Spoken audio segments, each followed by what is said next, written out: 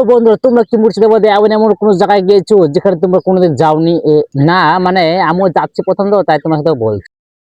আর আজকে বেড়াবো মুর্শিদাবাদে ভিন্ন ভিন্ন জায়গা, যা তোমরা আজকে এই ভিডিও দেখতে পাবে। আর ফার্স্ট টাইম চলে গেছিলাম আমরা কাটরা মসজিদ। আর কাটরা মসজিদ থেকে আমরা অনেক দূর বেড়াচ্ছি। আর কাটরা মসজিদে চলে গেছিলাম সে আমরা কাঠগোলা বাগান। কি সুন্দর পরিবেশ, তাই না গাইস? তো পরিবেশটা অনেক সুন্দর, তো সেটা বড় কথা না, বড় কথা যে অনেক ভিড় এখানে। ঈদ পর তা প্রচুর ভিড়। তো যাই হোক, কাঠগোলা বাগানে যাওয়ার জন্য একটা লাভ লেটার দরকার, সেই লাভ লেটার নিয়ে নিচ্ছে। আর লাভ লেটার আমার শ্বশুর মশাই দেখবে, চেক করছে।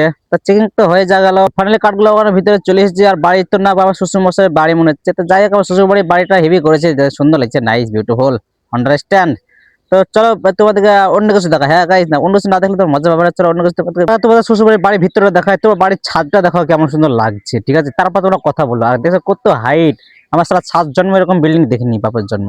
তো যাই হোক, ওসব কথা বাদ দাও, তোমাদের অন্য কিছু দেখায়। তো হচ্ছে বাইরে হচ্ছে আমার সেই সুইমিং পুলের দৃশ্য, সুইমিং পুলে দেখে নাও। আর ওখানে দেখছো রঙিন রঙিন মাছ, ওখানে আমার চাচার ছেলে ভাইয়ের নানার ভাইয়ের ছেলে দেখছে মাছ ধরছে ওখানে।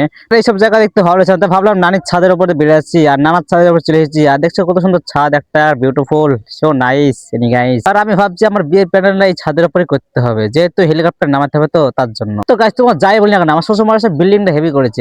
আর এইসব জায়গা ভালো লাগছে। তো হাঁটতে হাঁটতে চলে গেছিলাম সে আমার বন্ধু শ্বশুর বাড়ির ভিতরে। আর শ্বশুর বাড়িতে এখানে তো ভিআইপি ব্যাপার। শ্বশুর বাড়ি যখন আগে আসতাম তখন কোনো টিকিট লাগতো না, এখন বড় টিকিট লাগছে, কি করবো, টিকিট কেটে যেতে হবে।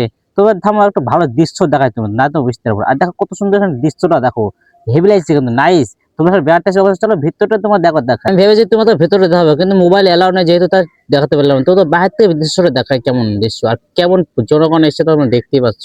আর তোমরা কি কোথায় বেড়াতে গেছো কমেন্ট করবে। আর আমার হাঁটতে হাঁটতে পুরো এলে গেছি, বাই বাই টাটা, এখান থেকে শেষ।